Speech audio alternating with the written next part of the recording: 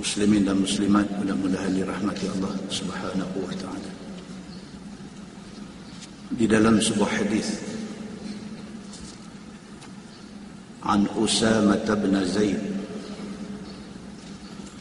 an Usamah bin Zaid radhiyallahu anhu qala kana Rasulullah sallallahu alaihi wasallam ya'khudhuni فيقعدني على فخذه ويقعد الحسن على فخذه الأخرى ثم يضمهما ثم يقول اللهم ارحمهما فإني أرحمهما atau kama qal. Hadis sahih riwayat Al-Bukhari. Daripada Usamah bin Zaid radhiyallahu anhu, kata dia, Nabi sallallahu alaihi wasallam dukung aku, dan Nabi sallallahu alaihi wasallam letak aku di atas sebelah pahanya. Wa yuq'idul Hasan ala fakhizihil ukhra. Kemudian Nabi sallallahu alaihi wasallam ambil cucu dia yang bernama Hasan bin Ali, letak di atas paha yang satu lagi. Summa yadummuhuma. Kemudian Nabi sallallahu alaihi wasallam peluk dua-dua ini. Tuan-tuan, Usamah bin Zaid bin Harithah adalah cucu angkat Nabi. Bapa dia Zaid bin Harithah adalah anak angkat Nabi.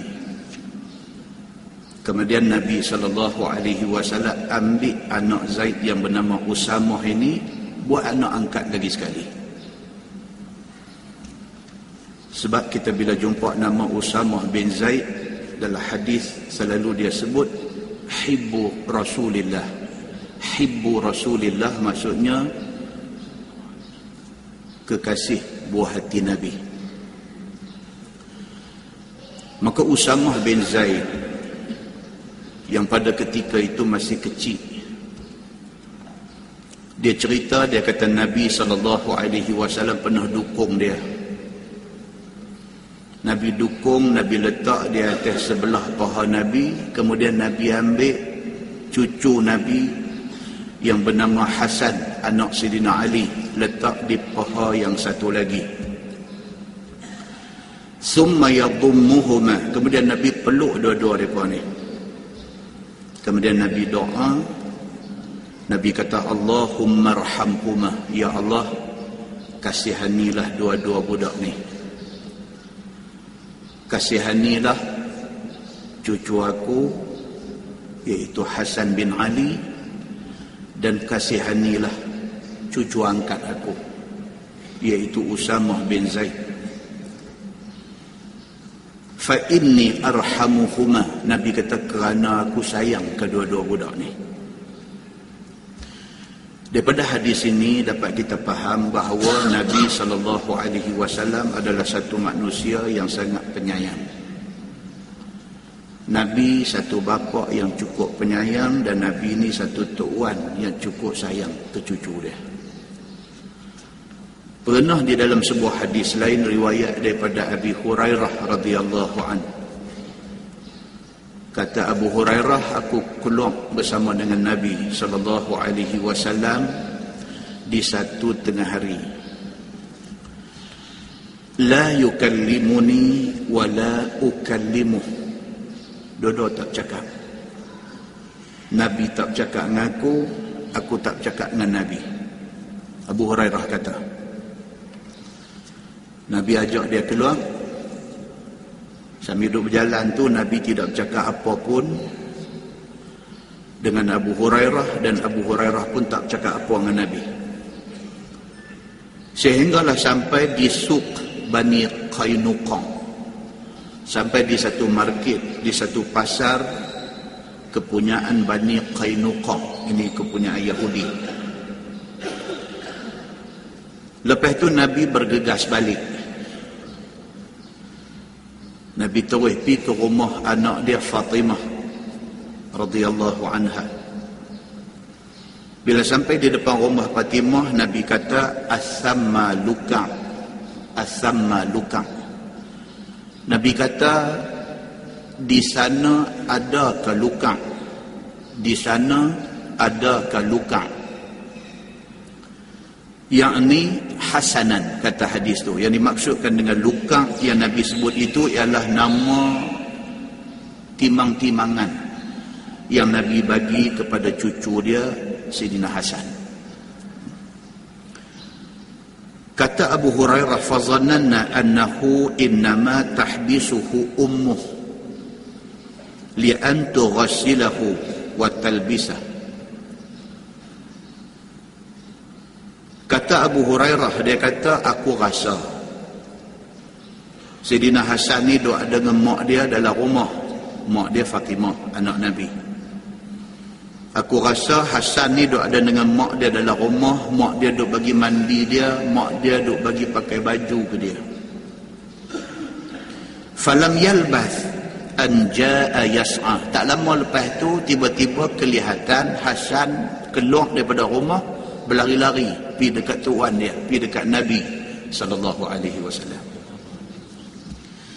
Hatta tanaqa kullu wahidin minhuma sahibah.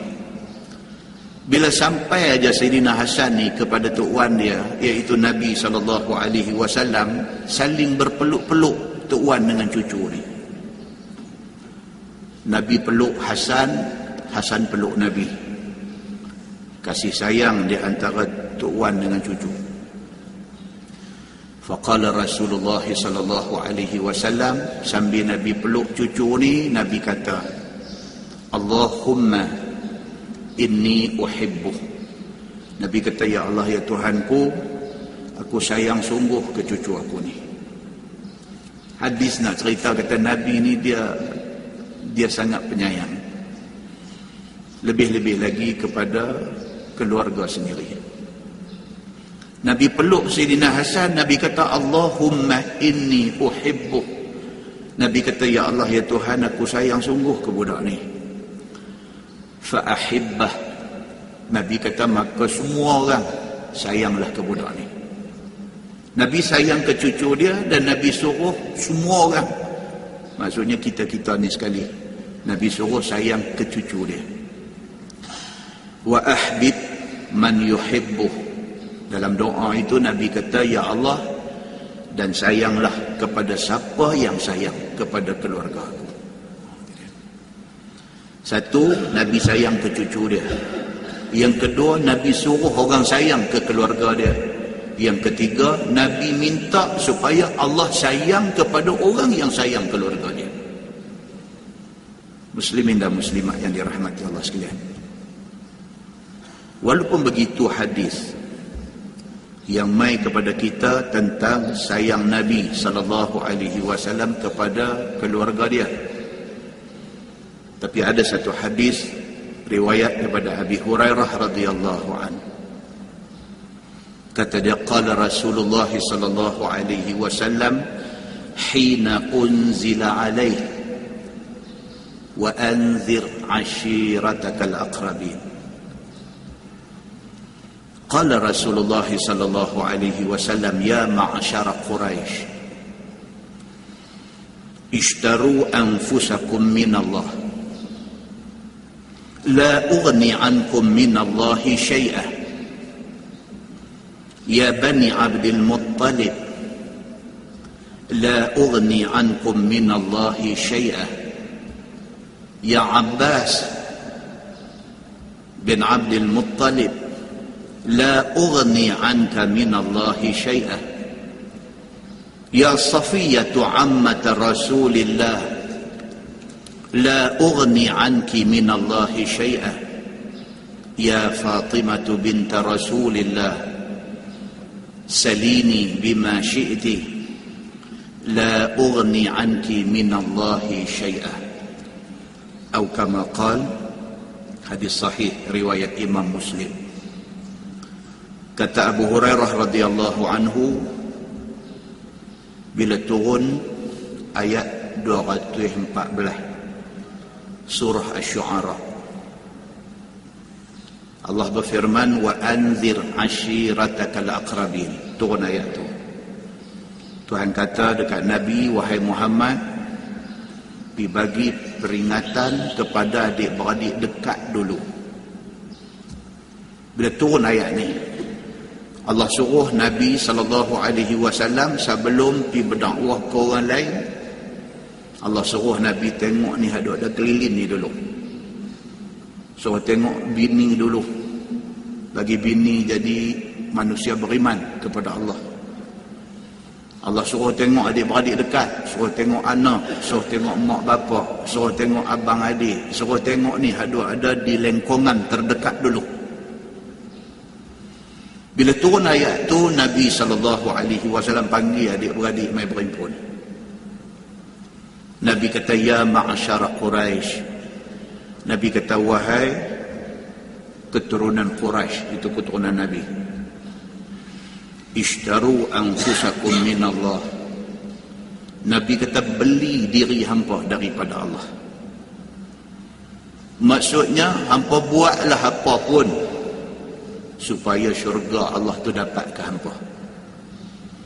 La ughni ankum minallahi syai'ah. Nabi kata, aku nak habaq ke hampa, aku tak boleh lindungi hampa daripada api neraka Allah. Nabi panggil semua adik-beradik, semua ada dalam keluarga Quraisy. Nabi panggil semua mai berhimpun. Nabi habaq elok-elok ke depa. Hampa jangan duk berasa sedang, hampa jangan duk berasa selesa, hampa jangan duk berasa kata Muhammad adik-beradik kita, kok mana pun akhirat esok kita tak apa dah. Jangan ingat lagu tu. Jangan duk rasa selesa dengan Nabi Muhammad duk ada dalam keluarga. Jangan lagu tu. Nabi kata, aku nak peringat dekat hampa, la ughni ankum minallahi syai'ah. Aku tak boleh tolong hampa daripada api neraka Allah. Ya Bani Abdul Muttalib, wahai keturunan Abdul Muttalib, la ughni ankum minallahi syai'ah. Nabi kata, aku tak boleh tolong hampa kalau sekiranya hampa tak ikut agama, hampa masuk neraka, aku tak boleh buat apa. Nabi kata. Ya Abbas bin Abdul Muttalib, wahai pakcik Al-Abbas, pak penakan Nabi, adik-beradik dengan Abdullah bapa Nabi. Nabi kata, ya Abbas bin Abdul Muttalib, wahai pakcik, la ughni anka minallahi syai'ah. Saya tak boleh tolong pakcik di hari akhirat esok kalau pakcik masuk neraka. Ya Safiyatu ammat Rasulillah. Nabi kata, wahai makcik Safiyah, juga mak penakan Nabi.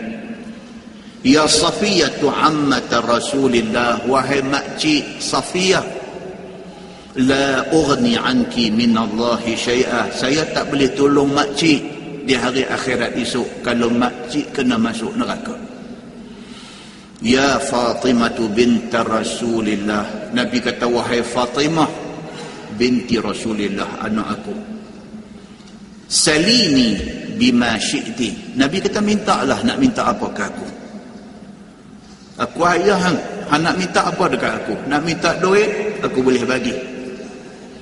Nak minta kasih sayang, aku boleh bagi. Mintalah apa nak minta dekat aku. La ughni anki minallahi syai'ah. Tapi akhirat esok kalau hang masuk neraka, aku tak boleh buat apa. Muslimin dan muslimat yang dirahmati Allah sekalian, daripada hadis yang kita baca itu dapatlah kita faham bahawa hidayah hak Allah. Hidayah ni hak Allah. Kita tak boleh buat apa. Kita hanya boleh didik keluarga kita, kita boleh didik bini kita, kita boleh didik anak kita, kita boleh tumpah kasih sayang ke mereka, Tapi kalau sekiranya mereka memilih untuk tidak mau hidayah Allah, kita tak boleh buat apa. Seperti mana sebahagian daripada Nabi-Nabi tidak boleh buat apa apabila keluarga sendiri menolak ajakan mereka. Kita baca ayat 10 sampai 12 surah At-Tahrim di Parit Buntang kemarin. Allah Subhanahu wa taala sebut, A'udzubillahi minasyaitonir rajim. Daraballahu mathalan lilladzina kafaru imra'atan Nuh wa imra'atan Lut kanata tahta 'abdaini min 'ibadina salihain fakhanatahuma falam yughniya 'anhuma min Allahi syai'an wa qila dukhulan nar ma'ad dakhilin وضرب الله مثلا للذين آمنوا امرأة فرعون إذ قالت رب ابن لي عندك بيتا في الجنة ونجني من فرعون وعمله ونجني من القوم الظالمين. Sadaqallahul Azim. Dalam ayat itu Tuhan kata bahawa Allah telah buat satu perumpamaan tentang orang yang kafir sedangkan suami beriman. Ni surah At-Tahrim ayat 10 sampai 11. Allah Subhanahu wa taala buat perumpamaan tentang orang perempuan yang kafir sedangkan laki beriman sangat kepada Allah. Siapa dia mereka ni? Tuhan kata imra'atan Nuh wa imra'atan Lut. Bini Nabi Nuh dengan bini Nabi Lut. Nuh itu Nabi, Lut itu Nabi. Tapi bini Nabi Nuh dengan bini Nabi Lut bukan sahaja tidak ikut seruan suami mereka yang merupakan Nabi, lawan pula lagi. Isteri Nabi Allah Nuh alaihi salam masuk dalam geng yang kata Nabi Nuh gila. Yang jadi Nabi itu laki dia, yang beriman itu laki dia. Dia tidak ikut ajakan laki dia, tak apa lagi, dia pergi masuk geng yang lawan laki dia dan dia kata laki dia gila. Demikian hal dengan isteri Nabi Lut. Tidak ikut seruan Nabi Lut, tak apa lagi,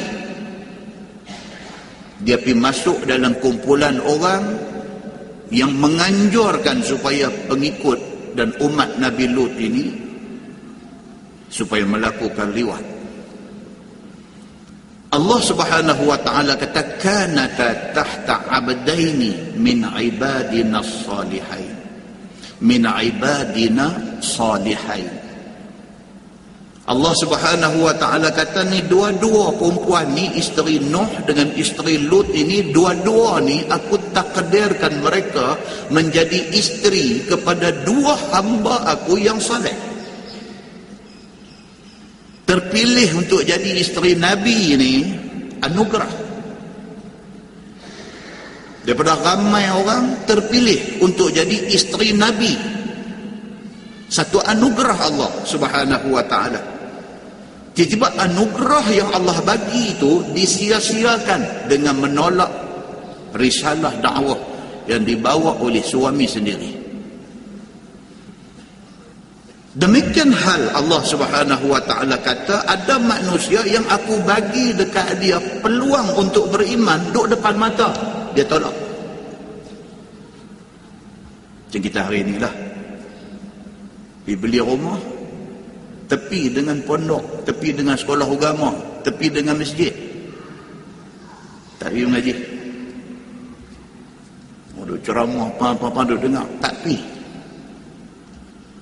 Allah Subhanahu wa taala pilih kita untuk pergi beli rumah dekat dengan tempat orang duk habang agama.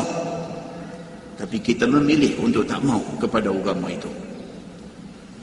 Demikian hal berlaku kepada isteri Nabi Nuh dengan isteri Nabi Lut. Allah dah atok cantik dah pergi jadi isteri Nabi, tak ikut seruan suami sendiri. Bahkan mereka lawan suami mereka sehingga mati dalam keadaan tak beriman kepada Allah Subhanahu wa taala. Pada ketika itu ayat ni nak beritahu apa? Suami Nabi tidak membawa manfaat kepada isteri. Wa daraballahu mathalan lil ladzina amanu. Demikian juga Allah bawa perumpamaan yang sebaliknya. Hak tadi suami Nabi, isteri jahat. Sebaliknya suami jahat, isteri beriman. Tuhan kata ada juga yang macam ni. Siapa dia? Imra'at Fir'aun, isteri Fir'aun yang bernama Asia. Dia isteri Fir'aun, satu raja besar, kaya raya, pengaruhnya cukup hebat, ditakuti oleh segenap manusia yang ada. Dia isteri kepada orang itu. Tiba-tiba dia memilih untuk mengikut seruan Nabi Allah Musa AS. Sehingga kan dalam tafsir cerita, kata Allah Subhanahu wa taala beritahu, kata apa? Dia kemudiannya dihukum oleh suami dia sendiri, oleh Fir'aun. Dipaku tangan dan kaki, paku tangan dan kaki, dijemuk di tengah panas, diletak batu besar di atas dada, macam mana Bilal kena dera. Sehingga kan dalam Quran kata apa? Idza qalat rabbi bni li indaka baitan fil jannah. Dalam keadaan dia kena dera, paku tangan, paku kaki, dia berdoa kepada Allah. Asia, isteri Fir'aun ini, berdoa kepada Allah, Rabbi bnili, ya Allah, ya Tuhanku, benakan kepada aku indaka baitan fil jannah, di sisi engkau satu rumah dalam syurga. Dia tahu risiko, akibat yang akan menimpa dia kalau sekiranya dia memilih untuk lawan laki dia. Laki dia Fir'aun bukan setakat raja zalim. Dia kata, ana rabbukumul a'la, aku Tuhan hampa yang maha tinggi. Itu tahap derhaka Fir'aun.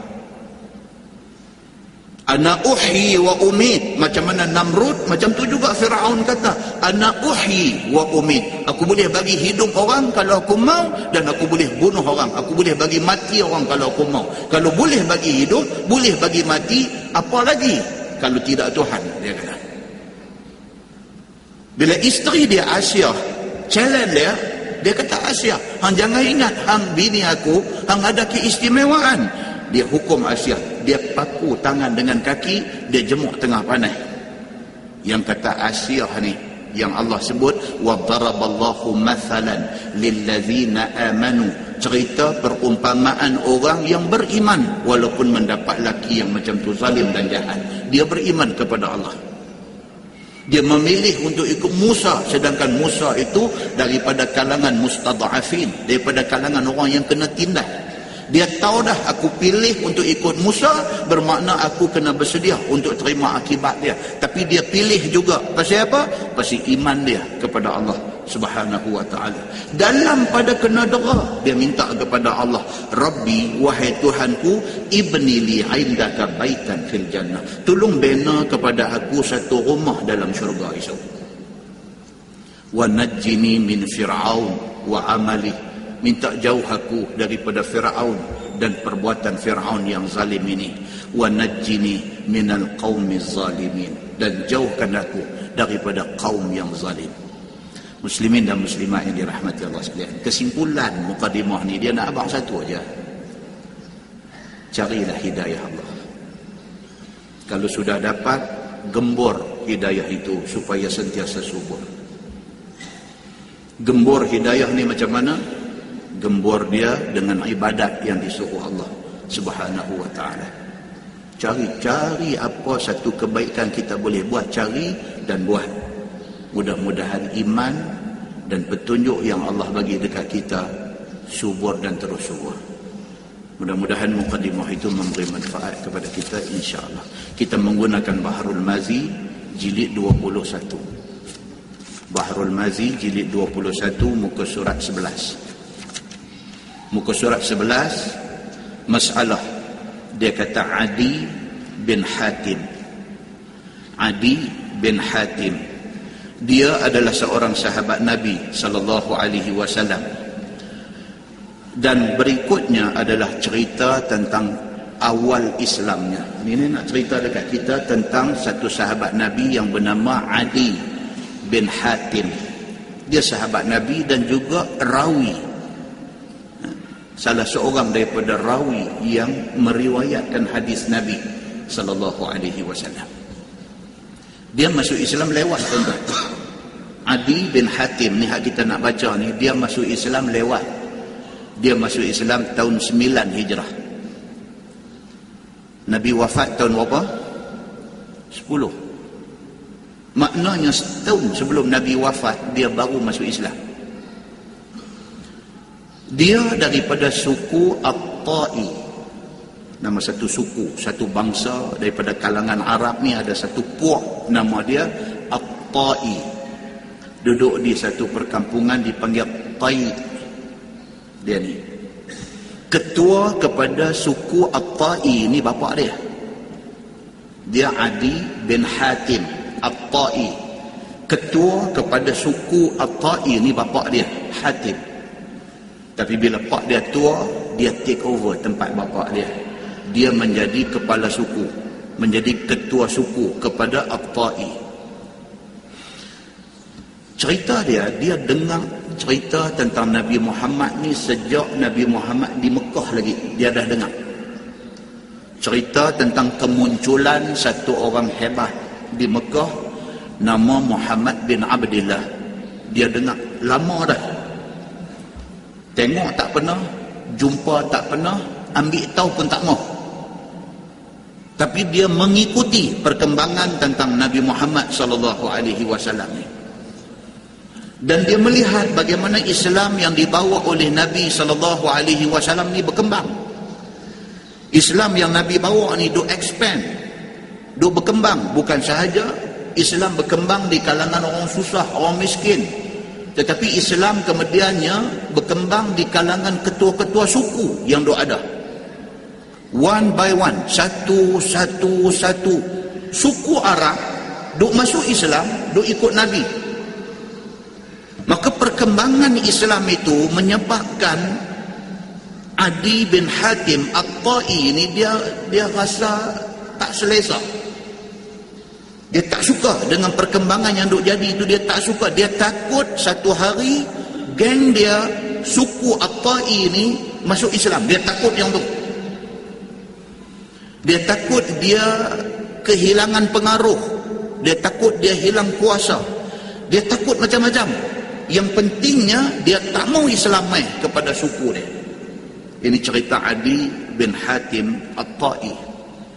Pasal apa, tuan-tuan? Bila kita baca cerita Adi bin Hatim At-Ta'i ni, cerita dia apa? Suku dia ada ni, bawah jagaan dia ni, 1/4 daripada harta mereka bagi kat dia.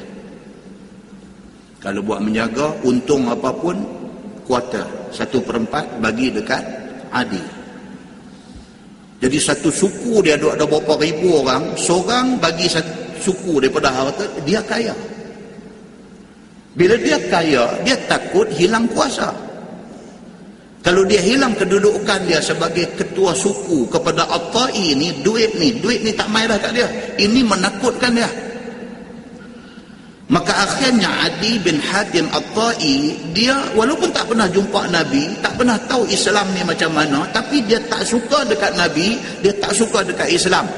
Dia membenci Islam ni hampir 20 tahun. Nabi di Mekah berapa tahun? 13 tahun. Nabi mai ke Madinah berapa tahun? 10 tahun. Total Nabi ada berdakwah berapa tahun? 23 tahun.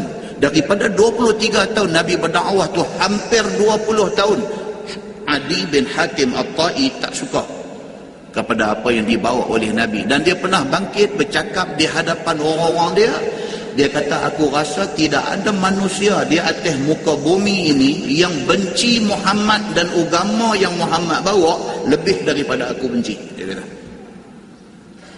Dia clear benda ni dengan orang-orang dia. Dia kata, aku nak abang kat hampa, jangan ada di kalangan geng kita yang pergi ikut Muhammad. Pasal apa? Pasal aku benci dia. Dan aku percaya atas muka bumi ini tak ada manusia yang benci Muhammad dan benci agama yang dibawa oleh Muhammad lebih pada aku. Dia kata. Ini Adi bin Hatim At-Ta'i cerita sebelum masuk Islam. Macam tu.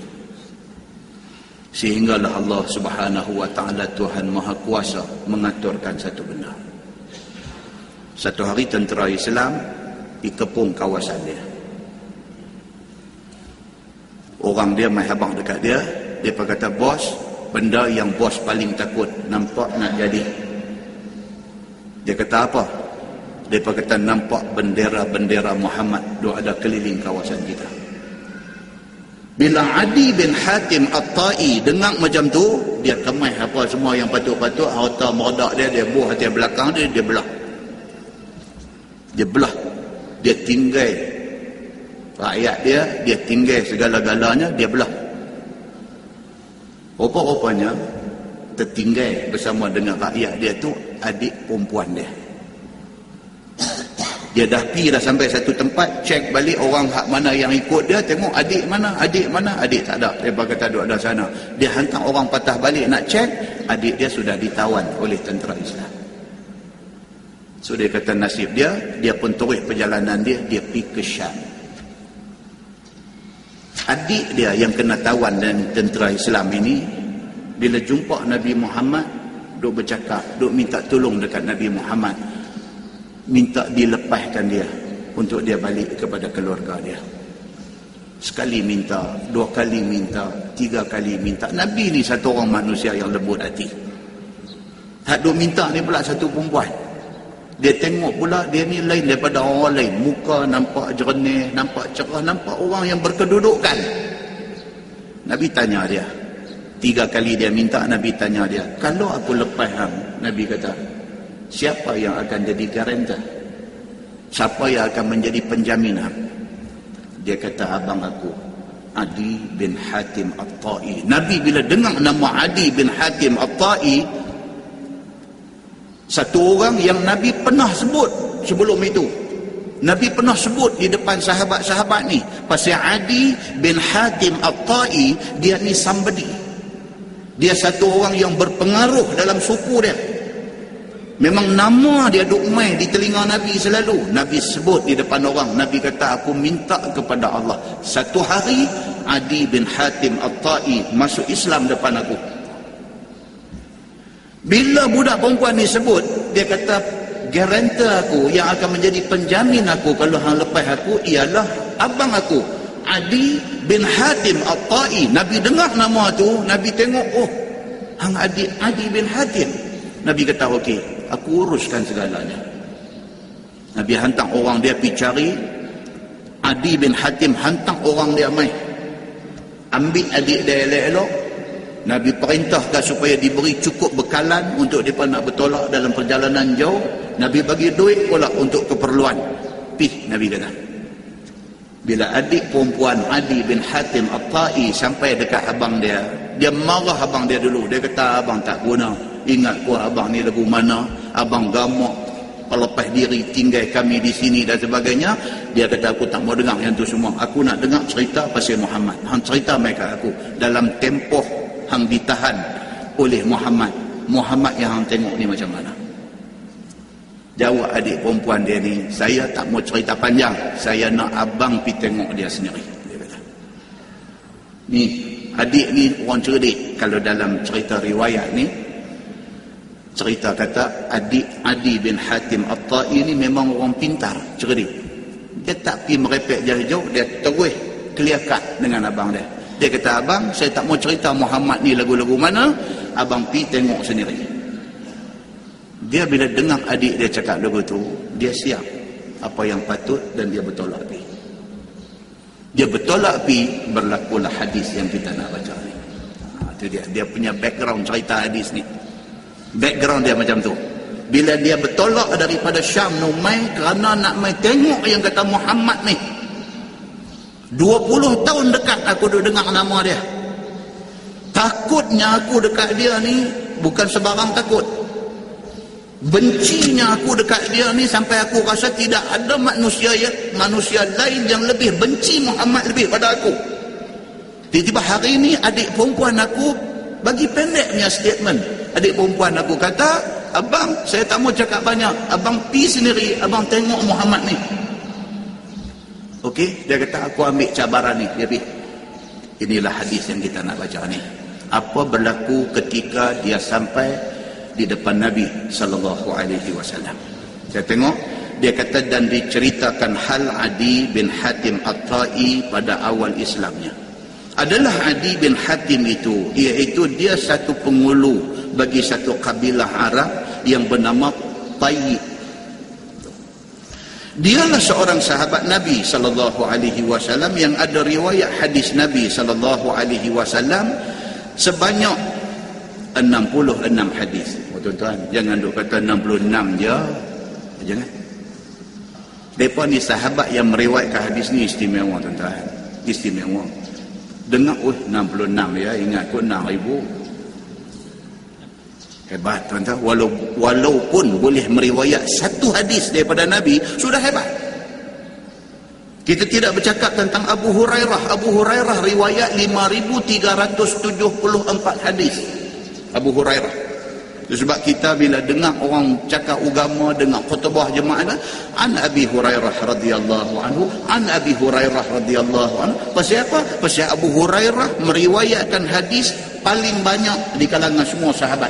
5,374 hadis diriwayatkan oleh Abu Hurairah.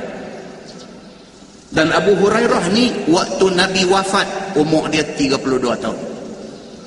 Nabi wafat, hari Nabi wafat tu umur Abu Hurairah 32 tahun. Yang kedua, di tanggal kedua banyak meriwayatkan hadis ni ialah Ibnu Umar, Abdullah bin Umar bin Al-Khattab radhiyallahu anhuma. Dia meriwayatkan 2,630 hadis.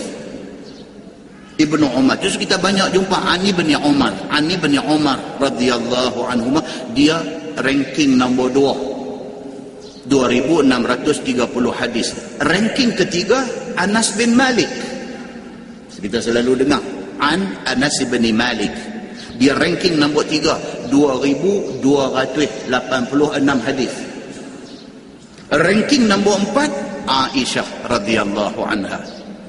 Pun banyak kita dengar an Aisyah radhiyallahu anha, an Aisyah ummul mukminin radhiyallahu anha. Aisyah meriwayatkan 2,210 hadis.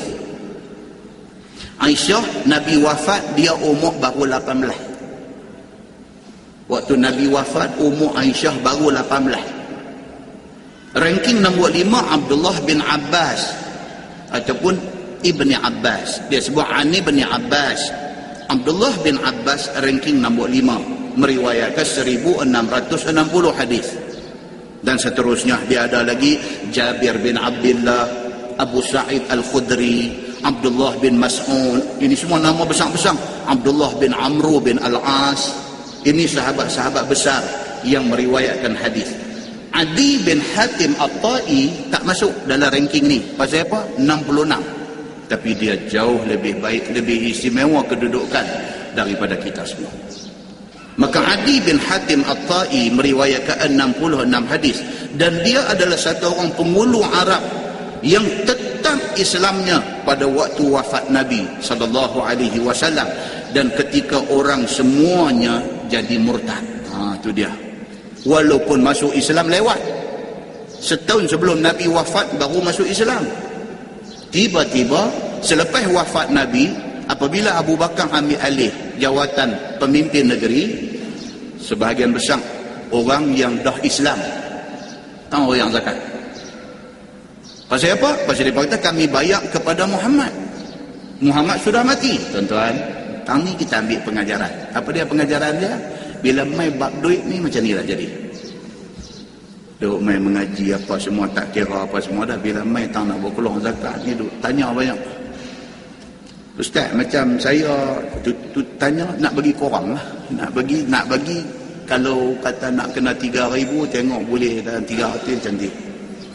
Bila main tang duit ni tuan-tuan, dia boleh jadi macam-macam.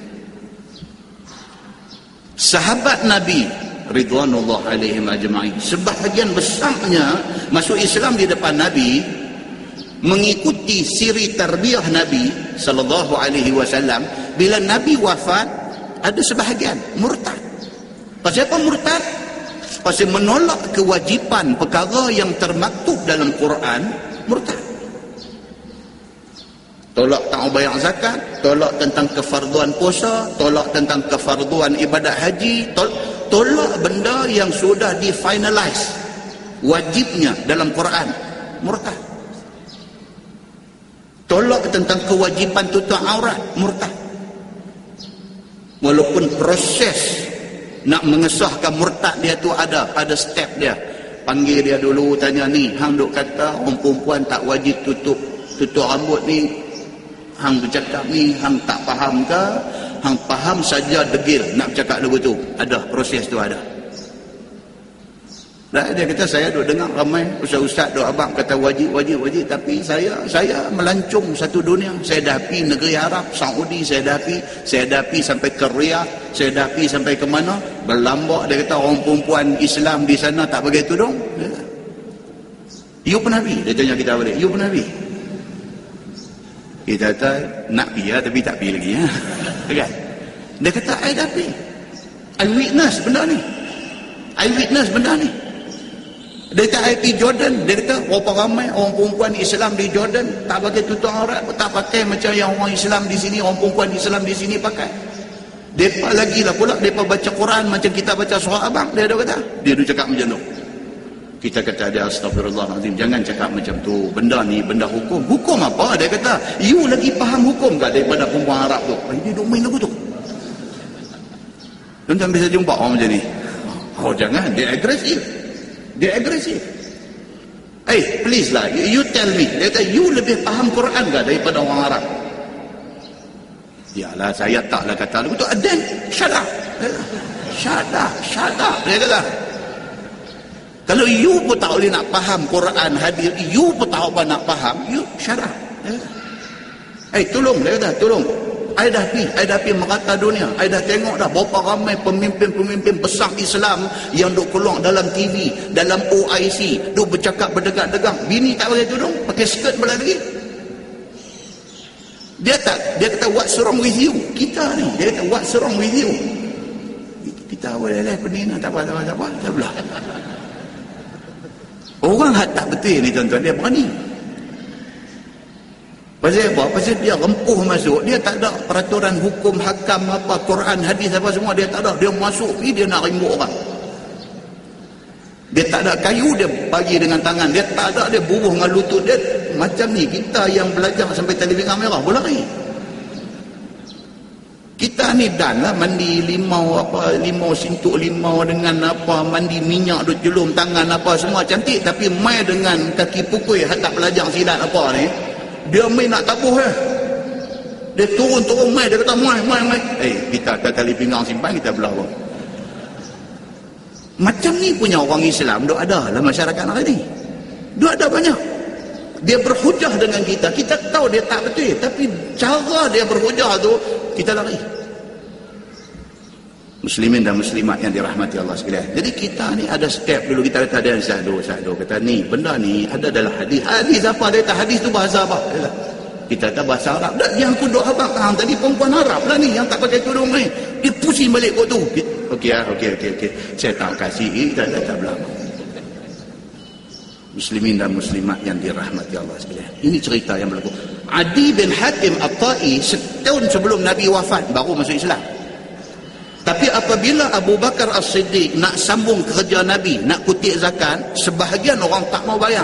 Atas alasan apa? Kami bayar kepada Muhammad. Muhammad dah mati, tak ada lagi kewajipan zakat. Adi bin Hatim yang baru masuk Islam ni, dia stick di atas fahaman dia. Dia firm. Walaupun aku baru setahun masuk Islam, tapi aku rasa hampa yang faham kata zakat tak wajib bila Nabi mati ni, hampa tak betul. Aku tetap akan bayar. Itu hebatnya Adi bin Hatim At-Ta'i. Macam hadut jadi hari ni lah. Ni daripada beranak mai orang bang di telinga apa semua, buat cukur rambut, timbang rambut apa macam-macam ni, dibandingkan dengan ilmu dan kefahaman dengan sahabat yang baru masuk Islam 2 tahun, dia ni lebih lagi dari segi kefahaman dan komitmen dia dengan Islam. Malu kita. Malu kita. Kita tengok berapa ramai tokoh depan mata kita hari ini. Kalau di Pulau Pinang ni, saudara Kamarudin Abdullah, contoh pernah dengar dia.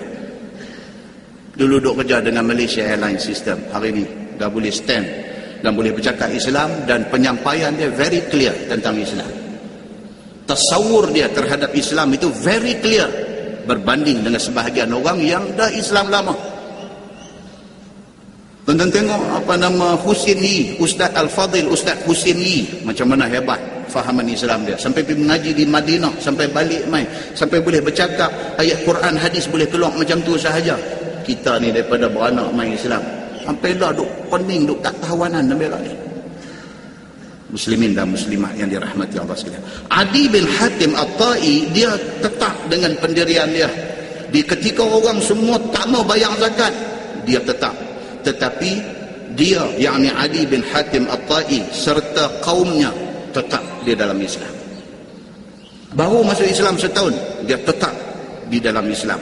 Dan dia adalah orang yang mula-mula mengutus dan mengirim zakat pada ketika semua orang Arab enggan untuk berzakat. Di sana kata tak mau bayar, berjangkit mai sini, kalau dia ni tak bayar, kami pun tak mau bayar. Dia ni pun depa bayar, depa tak bayar, tak apa, aku pun tak mau bayar. Benda ni, penyakit ni dia kena stop. Tuan-tuan duduk di satu kawasan taman perumahan yang ada kutipan yuran. Bila ada satu rumah, 2 rumah tak mau bayar, kita tak ambil tindakan, dia akan jadi 3 rumah, dia akan jadi 5 rumah, dia akan jadi 10 rumah. Pasal apa? Geng yang bayar kata kami bayar, dia tak bayar tapi boleh dapat keistimewaan sama macam kami bayar. Buat apa kami bayar? Mati kita. Maka orang yang enggan, yang engkar, mesti dikenakan tindakan. Bila dia kena, baru kita boleh menegakkan peraturan. Benda ni berlaku kepada para sahabat yang hidup selepas daripada wafat Nabi sallallahu alaihi wasallam. Adi bin Hatim At-Ta'i, bila orang pakat tak mau bayar zakat, dia bangkit. Dia kata, aku tetap akan bayar benda ni, kerana aku bayar bukan kerana Muhammad. Dia kata, aku bayar kerana ini perintah Allah subhanahu wa ta'ala. Fahaman dia terhadap Islam jelas. Muslimin dan muslimat yang dirahmati Allah sekalian. Dan ada hadir ia di dalam segala peperangan bersama dengan Ali karramallahu wajhah. Bahkan dia walaupun masuk Islam lambat, perang duduk depan sekali. Ini Adi bin Hatim At-Ta'i. Dan masyhur Adi ini dengan satu orang yang generous, suka menderma. Dia ni selepas dia masuk Islam ni, dia jadi satu orang yang sangat generous. Sifat generosity dia ni, dia spend duit untuk tujuan kebaikan, dia bagi. Dia orang yang macam tu. Dan meninggal dunia padahal umurnya 120 tahun. Dia di antara sahabat Nabi yang panjang umur. Dia hidup sampai umur 120 tahun. Dia melihat banyak benda di depan mata dia. Maka akan datang ini hadis pada perihal mula-mula ia masuk Islam. Ini nak cerita hadis masa dia mula masuk Islam. Ada riwayat kata dia meninggal pada masa pemerintahan Umar bin Abdul Aziz. Ada pendapat yang kata macam tu. Maknanya dia ni panjang umur. Dan sepanjang umur dia, dia dengan Islam tidak berubah walau sejengkal. Muslimin dan muslimat yang dirahmati Allah sekalian. Iaitu hadis yang dikeluarkan oleh At-Tirmizi dengan kata dia, an Adi bin Hatim radhiyallahu anhu qala ataitu Rasulullah sallallahu alaihi wasallam wa huwa jalisun fil masjid. Diriwayatkan daripada Adi bin Hatim radhiyallahu anhu, kata dia, telah datang aku kepada Nabi sallallahu alaihi wasallam padahal Nabi duduk di dalam masjid dengan sahabat-sahabatnya. Ni cerita hari yang sambung cerita tadi. Lepas dah adik dia dibebaskan, adik dia balik, adik dia kata kat dia, abang saya tak mau cerita panjang pasal Muhammad, abang pergi tengok sendiri. Abang kenal Muhammad ni dulu, abang duk marah kat dia macam-macam, abang pergi tengok sendiri. Ini dia sampai di Madinah. Bila dia sampai di Madinah, Nabi SAW dalam masjid. Nabi macam biasa duduk dengan sahabat-sahabat. Sambung hadis tu dia kata, faqala al-qaum haza Ali ibn Hatim wa ji'tu bi ghairi aman wala kita. Bila sampai saja Adi bin Hatim ini, maka berkata kaum kepada Nabi SAW, ya Rasulullah, inilah dia Adi bin Hatim. Nabi pun tak pernah tengok dia. Dia pun tak pernah tengok Nabi. Nabi duduk dengar aja nama dia. Dia pun duduk dengar saja nama Nabi. Hari ini berjumpa 4 mata. Dan dia mai ni tanpa bagi tahu, kata dia nak mai. Dia mai ni tanpa minta kebenaran untuk nak mai. Ni nak mai dalam lubuk, dalam markas orang Islam. Dia mai. Dia ni berani pun berani. Tadi lari tapi berani. Tadi cerita dia lari, ini cerita dia berani. Pasal apa? Kebenaran sudah duk nampak. Hidayah Allah duk menggamit dia. Dia mai. Dia masuk di masjid. Nabi tengah duk mengajak sahabat ni, dia masuk. Bila dia masuk, biji mata ada ni sebahagian kena dia. Bila mereka tengok tu, Adi mai. Mereka bangkit, mereka kata dekat Nabi ni, sahabat-sahabat Nabi bangkit ni, mereka kata, haza Adi bin Hatim. Mereka kata, ya Rasulullah, inilah dia Adi bin Hatim yang kita duk sebut-sebut nama dia ni. Oh, kata Nabi pun tengok dia. Ini Adi bin Hatim. Dia mai ni, dia masuk mai, dia pula kata dekat Nabi, ya Rasulullah, aku ni Adi bin Hatim. Bila orang perkenal dia, dia pun abang, ya saya Adi bin Hatim, dia kata.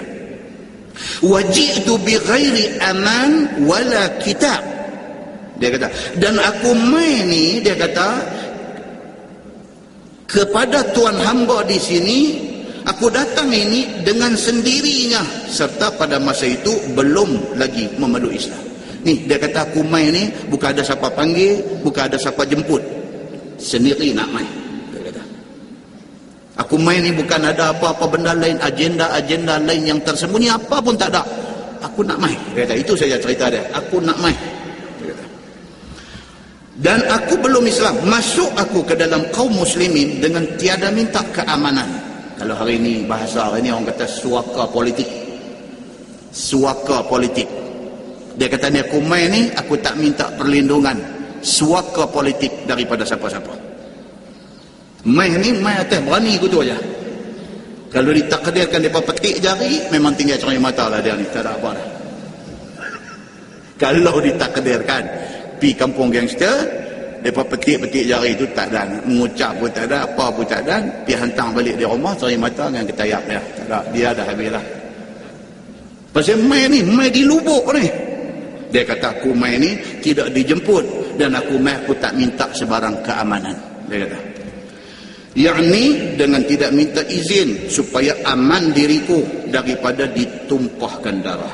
Dia kata dia tahu risiko. Pasal dia, tuan-tuan, kita bila tak tahu ni, kita punya bayangan ni dahsyat. Dan kita bila tak tahu ni, kita punya bayangan ni, kita duk bayang kata dia ni lagu ni, kita duk karang, kita takut, kita karang, kita takut, kita sendiri duk karang bagi takut. Kan? Macam itulah halnya. Kan? Macam itulah halnya apa yang berlaku ni. Dia ni duk bayang Muhammad ni, Muhammad ni lagu mana ni? Dia ni sihir kot ni. Siapa pun pergi jumpa dia, kira one shot, jumpa masuk Islam. Dia ni sihir kot. Dia ni ada magic kot. Dia ni duk karang ni, duk karang jadi takut, duk karang jadi takut. So dia kata, hari ni aku ketepikan benda tu semua. Aku mai tak ada siapa jemput, aku pun tak minta keamanan apa. Kalau nak tumpah darah pun jadilah. Aku mai, dia kata. Dan tiada dengan surat daripada Nabi SAW dan orang Islam minta aku datang untuk jumpa Nabi dan sahabat-sahabat ni. Tak ada siapa jemput, dia kata. Falamma dufi'tu ilaihi akhaza biyadi wa qad kana qala qabla dhalika inni la arju ay yaj'alallahu yadahu fi yadi. Itu dia hadisnya. Maka tak kala sampai ditolak-tolak orang akannya kepada Nabi sallallahu alaihi wasallam. Dia masuk tu, ni ramai ni. Masuk dia berkata, ustaz, dia berkata ni, ya Rasulullah, ini Adi bin Hatim. Dia pun mengaku, ya, saya Adi bin Hatim. Tak tahu siapa tolak belakang, tolak dia duduk di depan Nabi. Kan macam saya pernah dengar cerita dalam ceramah Penglipur Lara. Kononnya raja nak cari menantu. Tentu pernah dengar. Ceramah radio saya dengar. Weh, pandai dah buat cerita. Raja nak cari menantu, maka dia nak cari menantu yang betul-betul hebat lah. Nak jadi menantu raja ni. Raja ada kolam belah boya, maka disebarkan kepada segala hamba rakyat, main berimpun, tunjuk anak dara dia, ini puteri beta. Lawa dah puteri beta, contohnya lawa kata. Kan? Hari ni depa kata comel dah katun. Comel depa kata. Okey. Lah kalau umpama kat katun terjun dalam kolam ni, kalau hampa boleh naik balik hidup, katun ni hampa. Tapi ini cerita katun. Satu orang ni, dia tak ada pernah ingat pun nak pergi duk terjun cari penyakit dengan buaya tu. Siapa akan tolak belakang tu, tolak, dum dia jatuh dalam kolam. Dia kata, lebih kurang macam ni lah cerita ni. Adi bin Hatim ni pun bukan dia berani sangat pun, tapi memberanikan diri. Dia bila masuk dalam kumpulan sahabat Nabi ni, siapa tak tahu duk tolak belakang dia, tak tahu dia duk ada depan Nabi lah. Ni dia nak cerita balik pengalaman pertama dia. Tiba-tiba dia kata dia ni, siapa kata tolak di belakang, tiba-tiba dia kata dia duk ada di depan Nabi sallallahu alaihi wasallam. Akhadha biyadi. Tiba-tiba Nabi sallallahu alaihi wasallam pegang tangan aku. Dia kata, oh ni dia nak main cerita, tak sangka ni dia nak main. Dia duk bayang kata Nabi ni lagu mana punya perungui, macam raja-raja dia biasa jumpa. Macam mana style Kisra, macam mana style Kaisar, Raja Rom, Raja Parsi. Dia duk bayang Nabi ni macam tu. Form dia tu form raja. Dia duk imagine macam tu. Bila sampai depan Nabi, Nabi sambut dia, Nabi bangkit berdiri, Nabi pegang tangan dia, Nabi pegang kemah tangan dia. Dia dah ada bola mega berat dah. Dia tak betul kayak ni Muhammad ke baru bodyguard dia ke apa ke? Ni Adi bin Hatim nak cerita. Memegang Nabi SAW akan aku. Dan sesungguhnya adalah Nabi SAW telah bersabda ia dahulu daripada itu. Dia pun tahu, Nabi pernah sebut, ada orang pihabang dekat dia. Nabi kata sesungguhnya aku harap bahawa dijadikan Allah akan tangan Adi itu di tangan aku. Nabi pernah bercakap depan orang. Nabi kata aku harap satu hari Allah perkenankan hajat hati aku. Aku nak Adi bin Hatim mai depan aku, pegang tangan aku dan masuk Islam di depan aku. Nabi pernah sebut benda tu. Hak Nabi sebut tu dah sampai dah ke telinga dia. Tiba-tiba jadi sungguh benda tu. Bila dia sampai orang tolak dia sampai depan Nabi, Nabi pegang tangan dia dengan hormat. Dia dah terkejut. Itu ceritanya. Sambung hadis tu dia kata qala faqama an-nabi sallallahu alaihi wasallam falaqiyathu imra'atun was-sabiyyun ma'aha faqala inna lana ilaika hajah. Elok Nabi pegang tangan dia, Nabi nak bawa dia balik rumah. Nabi nak bagi satu treatment istimewa dekat dia. Nabi nak bagi satu layanan special dekat Adi bin Hatim ini. Nabi tak mau sembang di masjid depan orang semua. Sebab Nabi tahu kedudukan dia. Nabi tahu dia ni kepala suku. Nabi tahu kata dia ni memimpin satu suku yang besar. Nabi tahu kata dia ni orang ada duit. Nabi tahu dia ni siapa, maka Nabi layan orang sesuai dengan kedudukan dia. Maka Nabi tak mau sembang dengan dia di depan orang ramai. Nabi nak privacy. Untuk satu orang tokoh seperti Adi bin Hatim, Nabi tak mau sembang depan orang ramai. Nabi nak bawa dia, nak bawa pergi rumah, nak sembang dengan dia empat mata di rumah. Bila Nabi pegang tangan dia nak keluar, hadis ni kata apa? Faqama, Nabi bangkit berdiri, falaqiyathu imra'atun wasabiyyun ma'aha. Tiba-tiba ada roadblock. Satu perempuan tua bawa budak dukung nak jumpa Nabi. Ni, Nabi nak bawa Adi pergi rumah Nabi. Baru bangkit nak pergi, satu perempuan masuk dengan dukung anak. Mai perempuan ni sambil dukung anak, faqala, kata perempuan ni, inna lana ilaika hajah. Kata perempuan ni dan anak dia, faqala, dia kata dua orang. Dua-dua ni kata apa? Dia berkata, ya Rasulullah, nak jumpa Sa'd boleh tak? Itu cerita dia. Nabi, tuan-tuan, Nabi pakat nak jumpa ni, Allahu Akbar, dengan segala macam hajat. Habis-habis tak ada nak rumah anak, suruh kata ni saya tak ada kot. Tak apa, Fatihah muih sudah. Dia ajak pula kat ustaz ni, ustaz baca Fatihah muih sudah. Kalau hang tahu baca Fatihah muih, hang baca sini muih lah. Tak. Dia kata tapi saya tak boleh lama, kata. Tak apa. Kalau lagu tu tak usah Fatihah muih saja sudah. Pasal hajat hati. Hajat hati tu pasal apa? Respected person. Satu orang yang sangat respect, sangat dihormati. Nabi SAW lebih lagi, tuan-tuan, lebih lagi. Perempuan dengan mai anak kecil, mai terus habaq dekat Nabi. Dia kata, ya Rasulullah, inna lana ilaika hajah. Kami dua beranak ni ada hajat sikit, ada benda sikit nak bercakap dengan Tuhan. Nabi dah berdiri dah, pegang dah tangan Adi bin Hatim nak balik rumah. Macam ni punya benda mai. Dia kata, maka harap sangat hamba kedua ini agar Tuhan hamba dapat sempurnakan hajat kami. Sambung hadis tu, dia kata, faqama Nabi sallallahu alaihi wasallam ma'ahuma hatta qada hajatahuma. Yang kata Nabi ni, yang kata Nabi sallallahu alaihi wasallam ni, tak apa, dia kata Adi sah nak kena attend depan ni sah. Tak hampakan siapa-siapa pun. Okey, Adi sah nak kena tengok sah perempuan ni dengan anak dia ni apa hal. Tak apa, Adi pun dia ni baru first time tengok Nabi, baru nak observe yang kata Nabi itu macam mana, akhlaknya macam mana, tutur katanya macam mana, ketinggian budinya macam mana, ilmu dia macam mana, baru nak. Nabi kata sana, kesian orang tua perempuan ni dengan anak dia, kesian tak dia sana. Dia pun kata tak apa, macam tu.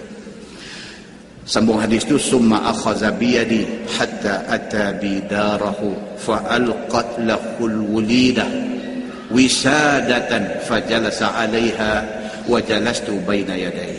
Selesai urusan Nabi dengan perempuan ni dengan anak dia, Nabi pegang balik tangan Adi bin Hatim ni.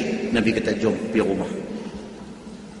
Nabi pegang tangan dia, Nabi ajak dia jom. Kemudian dipegangnya oleh Nabi SAW akan tangan aku, kata Adi, sehinggalah datang Nabi denganku akan rumahnya. Nabi bawa pergi rumah.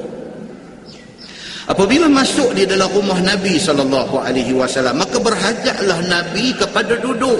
Maka diletakkan oleh jariah akan satu lapik untuk duduk Nabi SAW. Dia kata orang Arab ni kalau wisadah ni kan biasa tengok orang Arab duduk isap apa nama tu, wayak tu, shisha.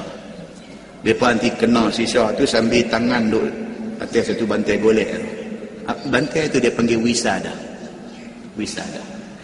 Ada orang terjemahkan wisadah ni macam satu hamparan untuk nak duduk. Tapi wisadah ni itulah bantai tu. Orang Arab ni dia tak ada macam kita ada beli kursi-kursi Rosel apa semua. Dia lagu pakai main wisadah, main bantai duduk rapat kot dinding apa semua tu, macam yang menyengging lagu tu duduk tu style dia. Macam Nabi SAW pun bila balik ke rumah bawa Adi bin Hatim ni, jariah yang ada di rumah Nabi ni, tengok Nabi balik bawa tetamu, dia pun pergi ambil wisadah, pergi ambil bantai untuk Nabi nak duduk, nak tenggek ni, nak bersembang dengan tetamu ni. Dalam satu riwayat lain cerita, punanya benda tu pun ada satu je. Tu wisadah tu satu penghormatan kepada tetamu. Rumah Nabi ni tak ada banyak, ada sebiji je. Jadi bila Adi bin Hatim masuk, orang gaji ni apa jariah ni bawa mai wisadah ni untuk Nabi. Nabi bagi dekat Adi, suruh guna. Adi ni duk tengok benda ni, dia duk tengok ni bukan tengok saja, dia menilai. Dia menilai Nabi sallallahu alaihi wasallam. Dia tahu benda tu satu penghormatan, dan yang lebih layak ialah tuan rumah. Dah bila mai letak tu, Nabi bagi kat dia, Nabi suruh dia guna. Dia kata tak mau. Dia tak mau, dia kata tuan guna. Nabi kata tak, hang guna. Nabi duduk kosong aja. Itu dalam riwayat lain. Dalam riwayat yang kita baca ni, dia kata tak, bila letak tu supaya duduk Nabi SAW di atas lapik duduk itu, maka duduklah Nabi di atas lapik duduk itu. Ni riwayat ini. Dia kata Nabi pun duduk atas itu. Dan bagi Nabi SAW supaya duduk dia di atas lapik itu, dan aku duduk di depan Nabi. Adi kata dah Nabi duduk, dia main duduk depan Nabi, dia tak cakap apa. Mulut ni kira speechless, tak tahu nak kata apa. Pasal lain dia punya expectation, lain yang jadi. Dia ada expect Nabi ni macam raja-raja. Pasal apa? Pasal dengar kecerita Nabi Muhammad ni dengan pengaruh yang ada dekat Nabi, dengan orang yang mengikut Nabi yang semakin ramai dekat, dia duk bayang Nabi ni macam Raja Kisra, macam Kaisar. Dia duk bayang macam tu. Tiba-tiba bila main tengok Nabi ni totally different, belain terus daripada hak dia duk sangka. Dia dah tak boleh cakap, dia duk tengok aja, dia duk tengok. Dalam riwayat lain kata apa? Adi duk ingat dalam hati. Adi kata kalau macam ni, ini bukan raja. Itu yang dia duk ingat dalam hati dia. Kalau macam ni Muhammad bukan raja, dia kata. Kalau dia bukan raja, dia siapa?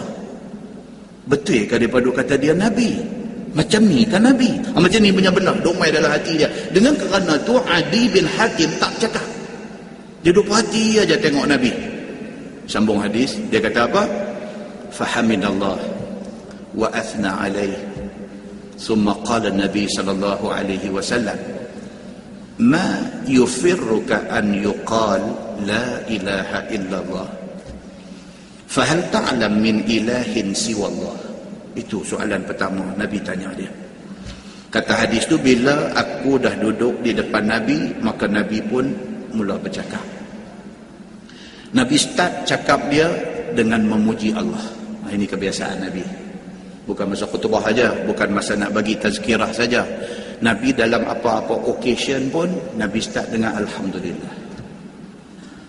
Alhamdulillah, summa alhamdulillah. Macam tu yang kata Nabi ni, benda tu duduk lekat di mulut dia. Orang baik. Orang baik ni mulut dia jadi tu, dia diam. Tentang pernah mai kuliah Syekh Zainul Nasri di sini. Itu contoh orang baik lah tu. Cakap sikit Allahumma salli ala Muhammad wa ala ali Muhammad. Bercakap sikit Allahumma salli ala Muhammad wa ala ali Muhammad. Dia bukan buat-buat, dia memang macam tu. Tu cerminan orang baik-baik. Dia macam tu. Dia duk keluar benda ni, benda elok duk keluar. Alhamdulillah, Masya Allah, Astaghfirullahalazim. Benda tu sudah menjadi zikir bagi dia. Nabi SAW bila dia nak bercakap ni, dia start dengan fahamidallah, puji Allah subhanahu wa ta'ala, wa athna alaih, disambungkan lagi puji-pujian itu dengan puji-pujian yang berbagai-bagai kepada Allah subhanahu wa ta'ala.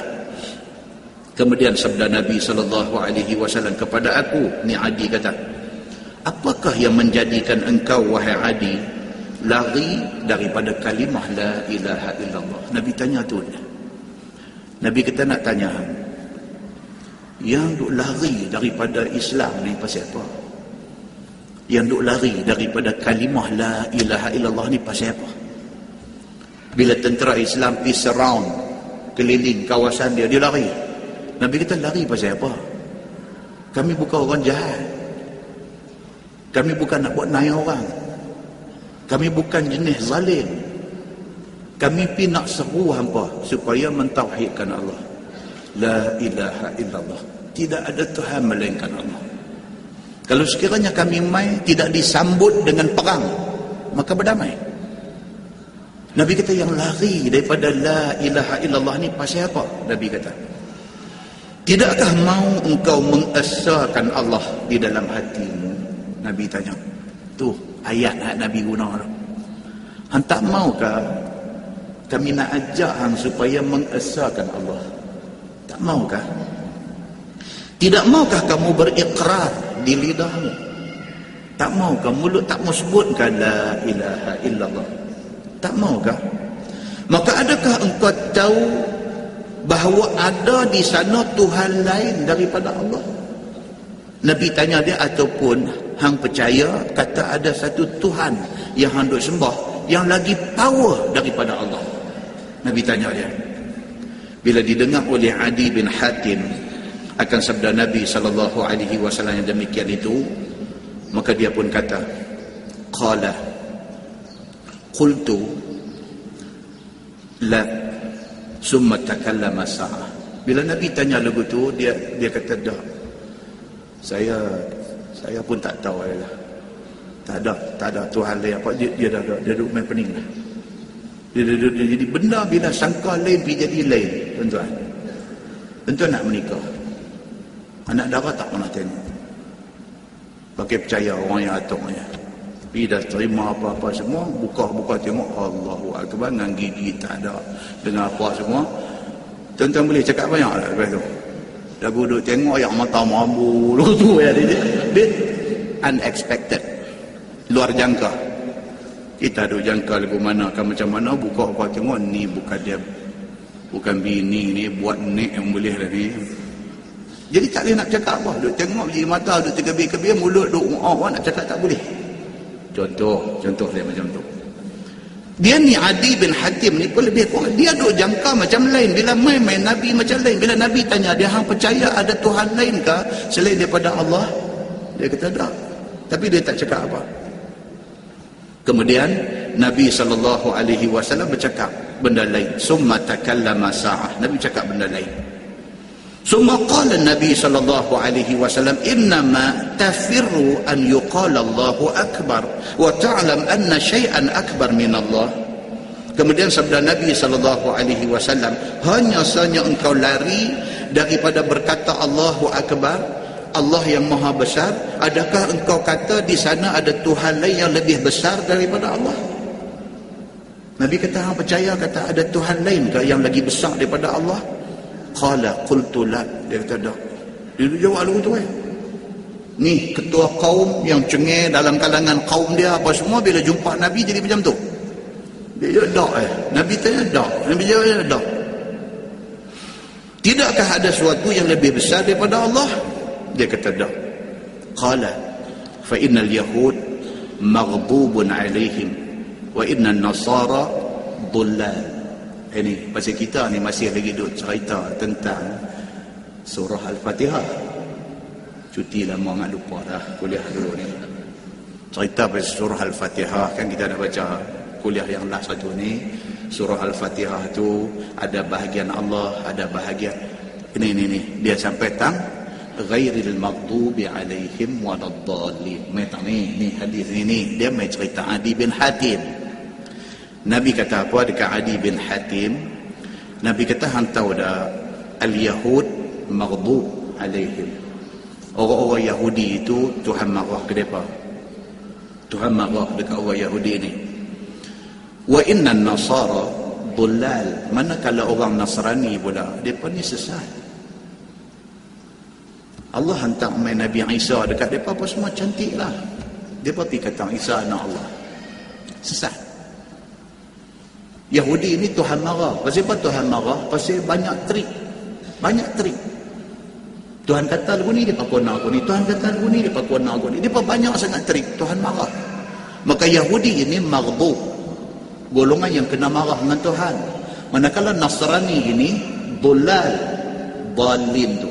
Dhullal, mereka ni golongan sesat. Jadi jangan jadi macam dua golongan ini.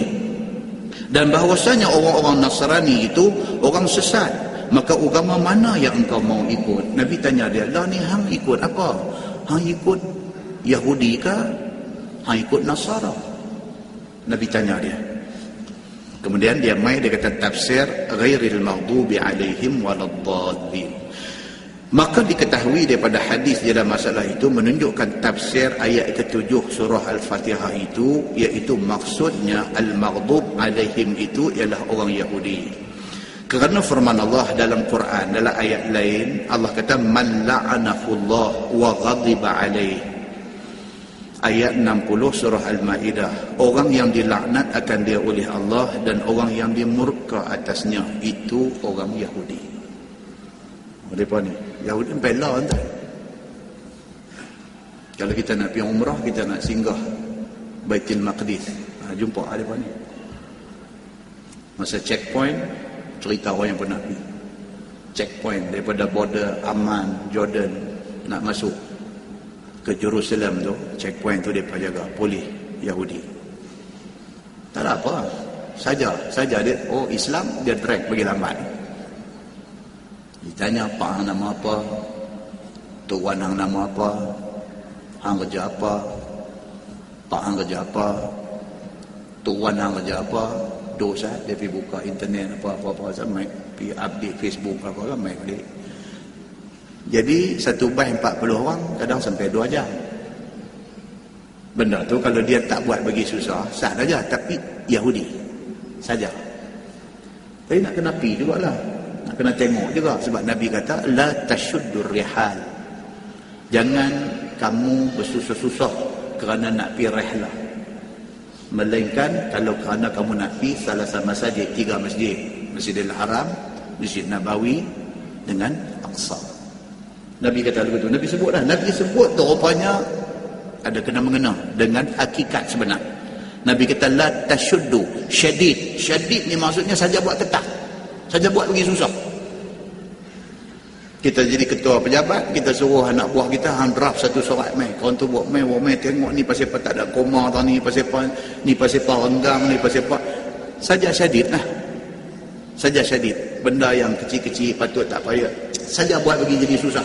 Syadid, la tashuddu. Jangan kamu susah-susahkan diri kamu kerana nak pergi makan angin, kerana nak pergi rehlah, melainkan kerana nak pergi 3 masjid. Nabi sebut tu, rupanya sungguh. Hari ini syadid kalau nak pergi tempat tu. Syadid. Nak pergi Mekah pun serupa juga. Ada sahabat kita yang pergi umrah bulan baru ni cuti sekolah. Baru duduk 2 hari lah hotel, depan main peligan. Ligan suruh keluar. Keluar nak pergi mana? Tak tahu nak pergi mana, tak tahu. Tuan punya pasal. Keluar. Susah je. Mekah pun. Ada yang dapat hotel tu, balik sana Ajiat, balik sana terowong Ajiat, turun balik sana Bukit tu. Pukul kaki main saja pun dekat 45 minit. Sampai bengkak naik gameboy kepala lutut. Jadi main-main sembahyang asang tu, Isyak lagi baru balik. Pasal apa? Syadid. Keadaannya macam tu. Muslimin dan muslimat yang dirahmati Allah sekalian. Rupa-rupanya Nabi sebut dah dalam hadis. Maka apa yang berlaku itu tak lari daripada yang disebut oleh Nabi sallallahu alaihi wasallam. Baik. Dan makna yang kata dimurkai itu, maghdub, yang kata murka itu maksudnya apa? Depa akan diseksa oleh Allah. Ni dia tulis di sini. Dan maksud waladdallin, dallin tu berapa harakat? Berapa harakat? Oh yang tu pun tak tahu, kena tanya tu imam. Baca Fatihah jangan buat silap. Yang ni rukun qauli dalam sembahyang. Nah, kena tahu tu panjang dia berapa. Alif lam mim tu berapa, waladdallin tu berapa. Tu nak kena belajar. Nah, baik. So dia kata di sini, dia kata apa dia maksud dia? Waladdallin ni dan lain daripada orang yang sesat, maka iaitu orang Nasrani. Kerana firman Allah Subhanahu wa taala dalam Quran, wala tattabi'u ahwa'a qaumin qad dallu min qabl. Dan janganlah kamu turun akan hawa nafsu kaum yang sesungguhnya sesat mereka itu daripada dulu, iaitu kaum Nasrani. Dia kata. Baik, Adi bin Hatim kata apa? Dan pada Nabi SAW mengaku dirinya orang Islam. Dia bila dia sampai dah depan Nabi, dia declare, kata saya ni main nak masuk Islam. Dia kata. Begini hadisnya, dia kata qala qultu ji'tu fa inni ji'tu musliman, dia kata, apabila telah aku dengar sabda Nabi SAW mencela orang Yahudi dan orang Nasrani akan i'tiqad mereka itu, maka teruihlah Adi kata kepada Nabi, ya Rasulullah, hamba datang kepada Tuan hamba sebagai orang yang nak masuk Islam. Dia terus clear benar ni, saya main ni bukan nak cari gaduh, bukan nak apa, saya main nak masuk Islam. Dia beritahu dekat Nabi. Dan telah mengucap hamba dengan lidah dan telah tasdiq dengan hati bahawa tidak ada Tuhan melainkan Allah dan Tuhan hamba adalah pesuruh Allah. Dia beritahu kat Nabi, saya mengucap pun dah. Dia orang dah. Dia mengucap pun dah. Asyhadu an la ilaha illallah wa asyhadu anna Muhammadar Rasulullah. Tuan-tuan jaga orang tu, ha?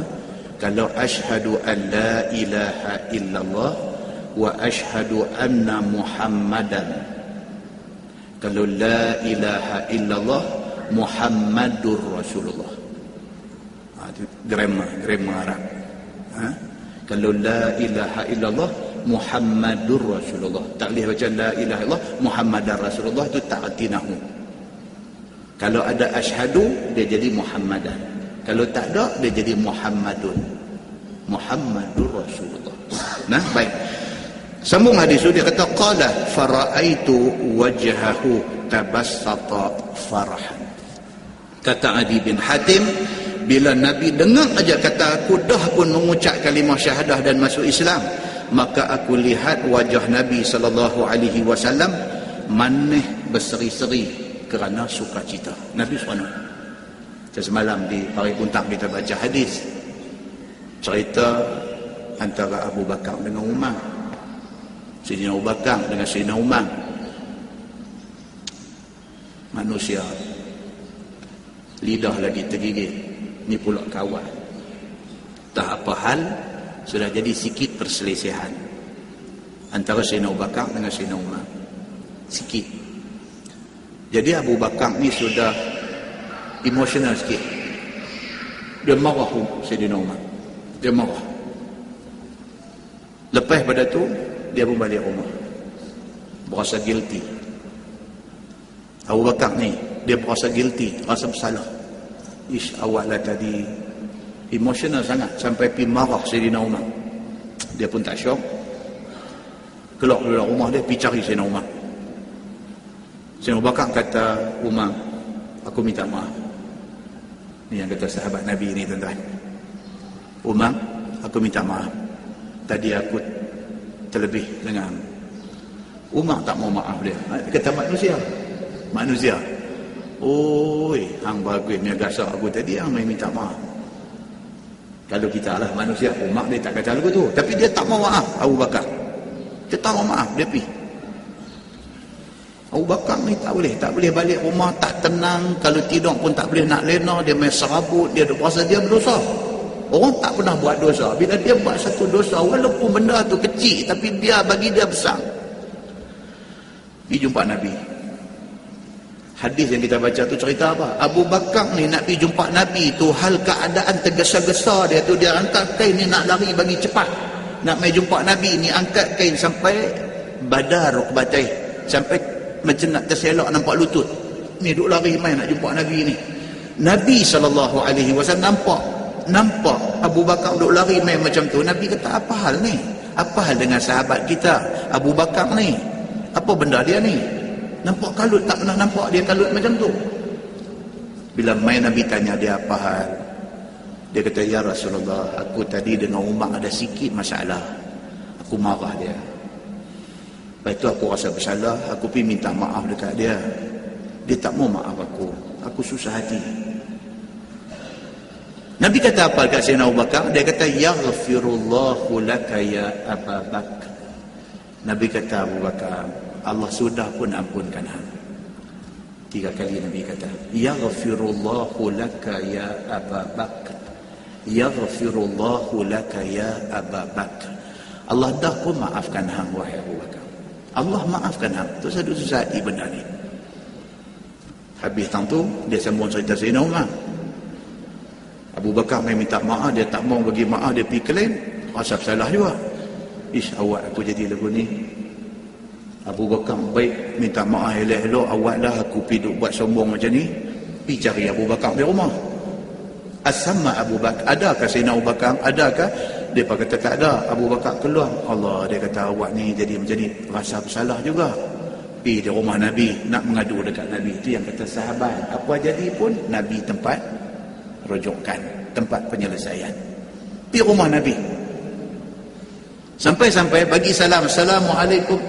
Nabi dengar suara Sayyidina Umar, baru dengar ni report daripada Sayyidina Abu Bakar, kata dia ni orang minta maaf, tak mau bagi maaf.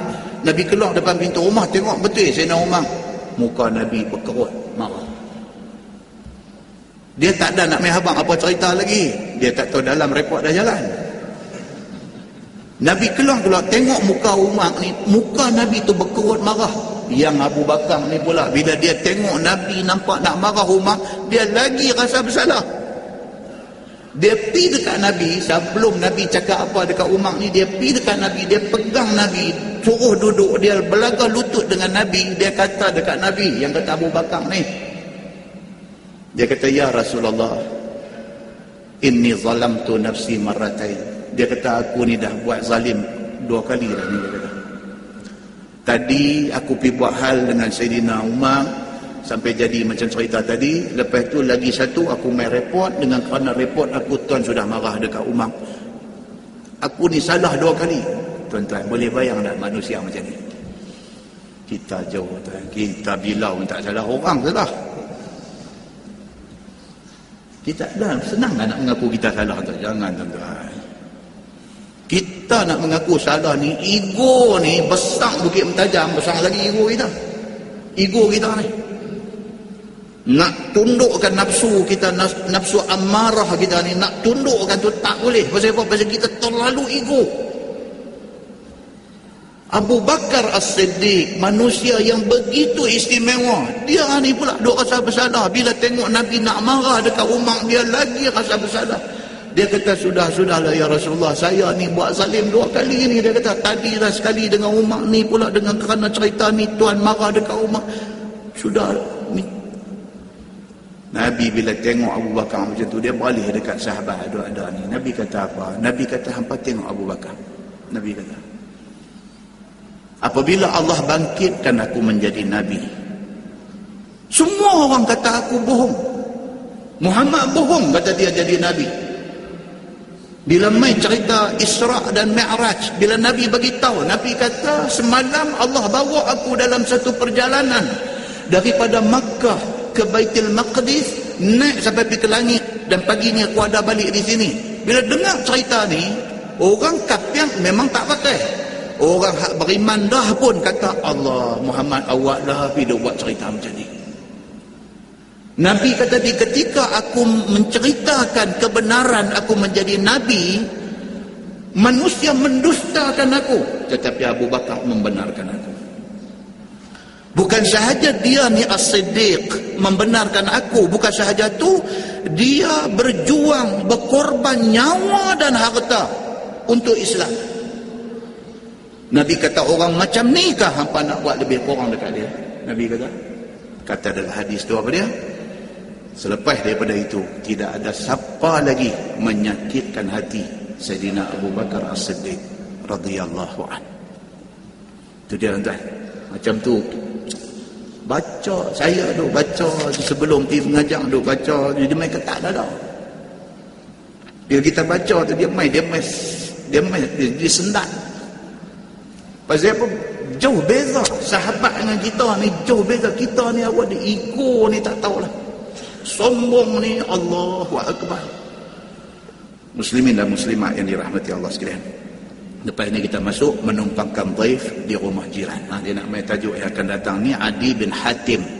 Lepas dah jumpa Nabi, dah jadi dialog-dialog dengan Nabi dan sebagainya, episod yang berikutnya, Nabi minta dia pergi tidur di rumah jiran. Mungkin rumah Nabi tak selesa, tak sesuai untuk diletak tetamu, maka Nabi minta jiran, sahabat Ansar, Nabi minta tolong tumpangkan Adi bin Hatim di rumah dia. Kemudian tiap-tiap ujung siang, lepas subuh, ujung siang, daripada malam dia nak main siang, subuh, sebelum maghrib. Adi bin Hatim akan mai di rumah Nabi untuk nak belajar Islam daripada Nabi sallallahu alaihi wasallam. Lepas ni dia nak cerita, boleh ke tak boleh kita tumpangkan tetamu kita di rumah orang. Itu tajuk yang akan datang. Kemudian dalam pada Nabi duk cakap dengan dia, mai satu kumpulan orang kaya mai jumpa Nabi sallallahu alaihi wasallam. Nabi bila tengok kumpulan orang kaya ni mai, Nabi ajak semayang sekali. Kebetulan masuk waktu semayang sekali. Lepas semayang Nabi bangkit berdiri, Nabi bagi satu tazkirah. Ini kebiasaan Nabi. Kan macam jemaah tabligh dia buat bila habis semayang apa semua, satu orang bangkit bagi bayan, dia kata. Bayan tu maksudnya penerangan. Bangkit, Nabi biasa buat benda ni. Bila habis bangkit, tak payah basuh-basuh bunga, mikrofon pun tak payah. Kan betul? Dalam kalangan kita ni kadang-kadang kalau nak buat majlis, duk bincang pasu bunga tu saja, daripada lepas Aisyah sampai ke sebelah, pasu bunga tajuk tak habis lagi. Pasu bunga nak buh berapa pasu, nak buh kok mana, ni pentas nak buat penyuruh mana. Ni kita nak dengar tu hak agama. Tonton tengok Presiden Amerika bercakap, ada pasu bunga. Presiden Amerika nu daripada zaman Jimmy Carter dulu nu sampai Bush dua beranak, sampailah kepada Obama lah ni bercakap, apa aja ada depan dia. Mikrofon saja satu. Tapi cakap dia satu dunia dengar. Kita nak message tu, bukan kita nak pasu bunga tu. Kan? Jadi lah banyak dah berubah. Trend ni banyak dah berubah. Dulu mesyuarat masjid, kampung-kampung bincang pasu bunga. Dengan bincang nak makan bihun goreng, nak buat pedas ke tak kah? Dulu. Tapi alhamdulillah hari ni itu semua dah tukar. Hari ni dia kira apa? Janji majlis ilmu berjalan sudah. Muslimin dan muslimat yang dirahmati Allah sekalian. Apa yang Nabi bangkit dan bercakap di depan orang-orang kaya ni, insya-Allah kita tengok selepas ini. Insya-Allah. Sampailah kepada tajuk yang berikutnya.